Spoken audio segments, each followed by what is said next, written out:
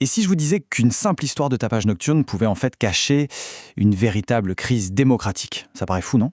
Eh bien, c'est pourtant le parcours d'un citoyen de Nyon, en Suisse. On va décortiquer ensemble comment son exaspération l'a mené à une analyse politique très poussée qui fait le lien entre des concepts assez théoriques et des événements très concrets. Voilà, il faut le voir pour le croire. Ça pose l'ambiance, n'est-ce pas? On sent que ce n'est pas juste de la colère, c'est plus profond.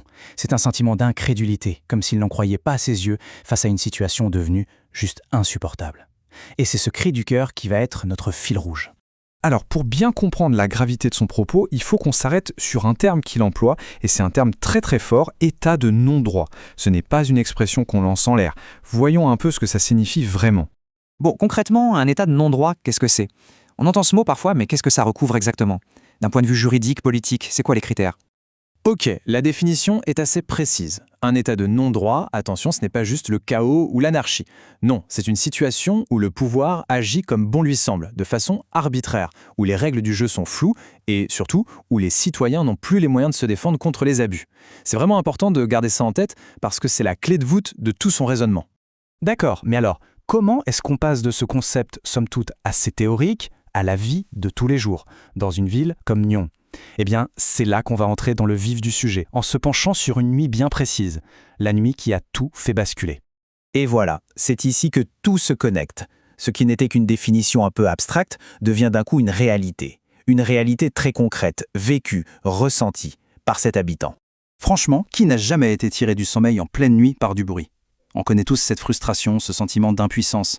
Mais là, ce n'est pas juste une nuisance passagère. Non, c'est l'étincelle qui va allumer une remise en question totale de l'action des autorités. Face à cette situation, que dit la loi au juste? En Suisse, les choses sont très claires. Le repos nocturne, c'est sacré, de 22h à 7h du matin. Et un point super important, il suffit qu'un policier constate le bruit juste à l'oreille pour qu'il y ait une infraction. Pas besoin de sonomètre ou d'équipement compliqué. La règle est simple, et c'est essentiel de la connaître pour comprendre la suite. Alors revenons sur le déroulé de cette fameuse nuit. Minuit 20, il est réveillé en sursaut. 4 minutes plus tard, la police est déjà là. Plutôt rapide. Mais c'est là que ça devient étrange. Parce qu'à 2h du matin, soit presque 2 heures après, les policiers sont toujours là. Et le problème, visiblement, n'est toujours pas résolu. Mais que s'est-il passé pendant ces 2 heures? Pourquoi est-ce que la loi, si simple, n'a pas été appliquée? C'est ça, le cœur du problème. Et son analyse, elle ne va pas s'arrêter à ce simple incident. Non, il va élargir le champ pour dénoncer ce qu'il perçoit comme un problème de système. Le point clé ici, c'est que pour lui, cette nuit de brouet, ce n'est que la pointe de l'iceberg. Il est convaincu que ce n'est qu'un symptôme, le symptôme d'un mal beaucoup plus profond, d'une sorte de négligence généralisée. Et là, il commence à lister les exemples. Les gobiets qui traînent partout, les poubelles qui débordent et qui attirent corbeaux et rats. Pour lui, tout ça, ce ne sont pas des petits problèmes séparés. Non, c'est un tout. Ce sont les différentes facettes d'un même sentiment d'abandon de la part des autorités. Et là, on monte d'un cran. Avec cette petite phrase et son smiley, on n'est plus dans la simple négligence. Il insinue quelque chose de bien plus grave. L'idée d'un système, un système où certains auraient des passe-droits, où certains intérêts seraient protégés. C'est une accusation directe et franchement, c'est audacieux.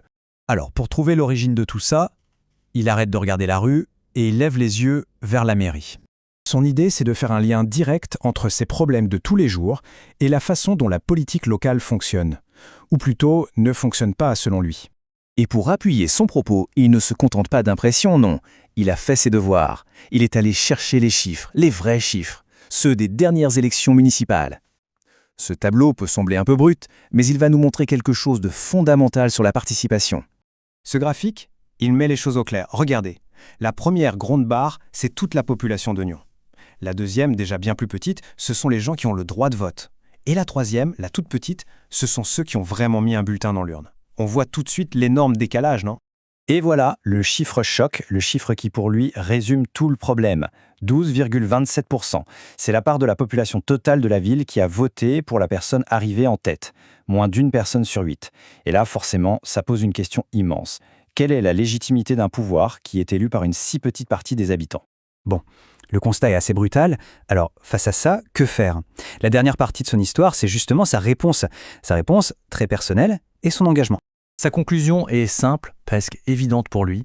Puisqu'il n'y a pas d'opposition politique pour porter ces sujets, eh bien, il va devenir l'opposition lui-même. On assiste à la transformation d'un habitant excédé en véritable citoyen activiste. Et son combat ne reste pas derrière un écran. Cette photo en est la preuve. il passe à l'action directe, on peut le dire. Laisser une enveloppe comme ça sur la porte d'un bureau municipal, c'est un geste fort. C'est le signe que, pour lui, le dialogue est rompu, qu'il faut créer un électrochoc pour espérer se faire entendre. Son arme principale dans ce combat, c'est la transparence, totale. Il utilise les outils d'aujourd'hui, comme une chaîne YouTube, pour essayer de montrer la réalité telle qu'il la voit, sans filtre. Et il insiste beaucoup sur un point. Il fait ça de manière totalement bénévole. Il se voit vraiment comme un lanceur d'alerte. Et tout ce cheminement se termine avec cette question. Une question presque philosophique. C'est quand même incroyable de se dire qu'en partant d'une simple histoire de bruit sous sa fenêtre, il a traversé une analyse du système politique pour en arriver à une interrogation sur la nature même de l'être humain. C'est une conclusion vraiment puissante qui laisse songeur et qui, au fond, dépasse très largement les frontières de la ville de Nyon.